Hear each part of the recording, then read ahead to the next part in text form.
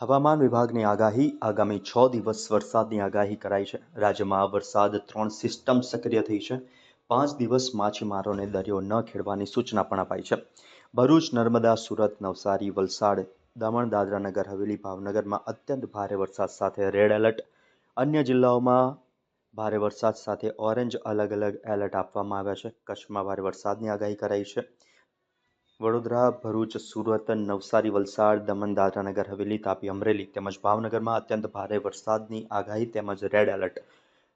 તો બનાસકાંઠા, પાટણ, મહેસાણા, સાબરકાંઠા, ગાંધીનગર, અરવલ્લી, ખેડા, અમદાવાદ, આણંદ, પંચમહાલ, દાહોદ તેમજ મહીસાગર, છોટાઉદેપુર, નર્મદા, ડાંગ, સુરેન્દ્રનગર, રાજકોટ, જામનગર, પોરબંદર, જૂનાગઢ, મોરબી, દ્વારકા તેમજ ગીર સોમનાથ, બોટાદ, કચ્છ અને દીવમાં ભારેથી અતિ ભારે વરસાદની આગાહી સાથે ઓરેન્જ એલર્ટ। તો 27 ઓગસ્ટ આણંદ, રાજકોટ, જામનગર, પોરબંદર, મોરબી, દ્વારકા તેમજ કચ્છમાં અત્યંત ભારે વરસાદ સાથે એલર્ટ।